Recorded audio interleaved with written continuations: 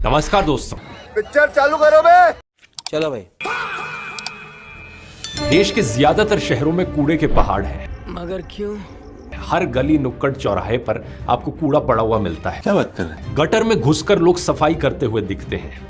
अच्छा, public toilets का हाल इतना बुरा है कि लोग सड़क के किनारे ही पेशाब करने लग जाते हैं। अच्छा।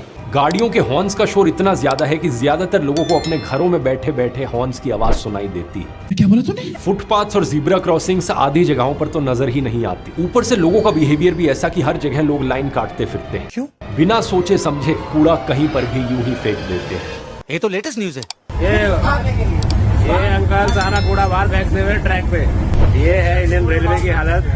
सीनियर कर्मचारी सारा कूड़ा उठा के बाहर फेंकते हुए। ये सब क्या देखना पड़ रहा है? अच्छा है मैं अंधा हूँ। अरे चाचा, वो मूत्रालय नहीं मंत्रालय लिखा है। यहाँ पेशाब करना सख्त मना है। ये लो, ये देख लो आप।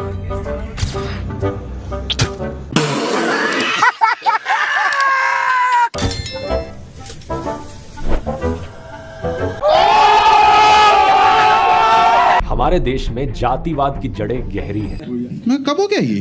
तो बैठिए। तो कौन लोग हैं यहाँ पे जो बसपा को वोट देना है? नीचे क्या बैठ गए? नीचे क्यों बैठ गए? अरे आप नीचे बैठेंगे तो मैं चला जाऊंगा यहाँ से। आप इस पे बैठिए। नहीं, आपके सामने चौकी पे नहीं बैठ सकते हैं। क्यों? क्या हुई? कि लोग भंगी को एक अपशब्द की तरह इस्तेमाल करते हैं। अब जैसे मेरे पास कि मेरे पे कोई स्टेप आया, अब मैं लगा यार इसमें तो भंगी लग रहा है यार करते करते। I am not looking good in this at all.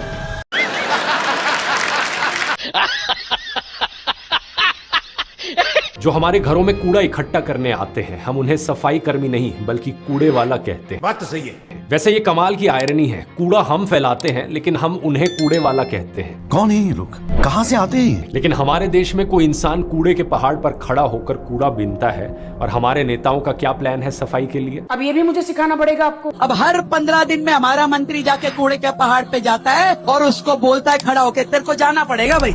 मगर क्यों? दूसरी प्रॉब्लम है यहाँ पर सरकारी सिस्टम की। क्या आपने साफ सुथरे पब्लिक टॉयलेट्स देखे हैं अपने शहर में? मैं मॉल्स की बात नहीं कर रहा, पब्लिक टॉयलेट्स की बात कर रहा। नहीं। जो कुछ पब्लिक टॉयलेट्स हैं उनमें आधे से ज्यादा में तो पानी तक नहीं आता। ये गड़बड़ है बाबा। घर से लाना पड़ता है, घर से पानी लाना पड़ता है। वॉशरूम में भी ऐसा वॉशरूम है ये जिसमें तुम्हें खुद का पानी लेके आना पड़ता है और खुद ही पे भी करना पड़ता है वॉशरूम करने के लिए। सोचकर देखो फिर टॉयलेट का पॉइंट क्या बना। बदबू इतनी ज्यादा होती है कि या तो इंसान बदबू से मर जाएगा या फिर यूरिनरी ट्रैक्ट इन्फेक्शन हो जाएगा उसे। तुम्हें कैसे पता चला? तुम्हें कैसे पता चला? ये हाल देख रहे हो यहाँ का? ये सब ने यूरिन करी है, यहाँ इतनी गंदी स्मेल आ रही है। तो जो क्या सिविक सेंस है लोगों की कि यहाँ पे वो यूरिन कर रहे हैं। ये तो टट्टी है। लेकिन आपको एक सैड रियलिटी बताऊं, this is actually a washroom जो कि लॉक्ड है। ठीक है, लोगों को मजबूरी में यहाँ यूरिन करनी पड़ती है। एंड सोचो फीमेल का भी लॉक्ड है तो वो कहाँ जाएंगी भाई? हमारे यहाँ ऐसा ही होता है। उल्टा हमारे देश में ऐसे फ्लाईओवर्स बनते हैं जहां पर अचानक से 90 डिग्री का टर्न आ जाता है। ये क्या है? या फिर ये फ्लाईओवर देखो जो 4 लेन से अचानक से 2 लेन बन गया। वाह क्या सीन है।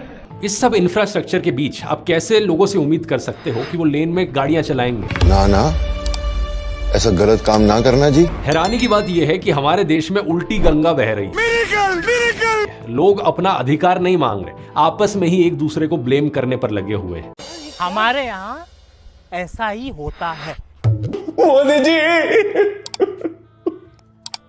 मोदी जी, ये लोग इतने बेशरम है, ये जानबूझ के मरते हैं, बार बार मरते हैं आपको बदनाम करने के लिए। आप लोग रोना बंद कीजिए। मोदी जी, सिविक सेंस नहीं है इन लोगों में, सिविक सेंस नहीं है। ये जनता डिजर्व नहीं करती आपको। जनता को आप मूर्ख समझना बंद कर दीजिए। मोदी जी, गलती तो जनता की है ना। आप इस जनता को हिंद महासागर में फिकवा दो और अच्छी से नई जनता ऑर्डर करते हैं अमेज़न पे या फ्लिपकार्ट पे। लेकिन गंदगी फैलाने के लिए भी आप फाइन तो तब लगाओगे ना जब पहले कहीं पर सफाई हो। बात तो सही है। और वो जो लाल वाला बटन है उसमें भूकंप लेके आओ या फिर भूचाल, मुझे नहीं पता, बस क्लिक हो जाना चाहिए।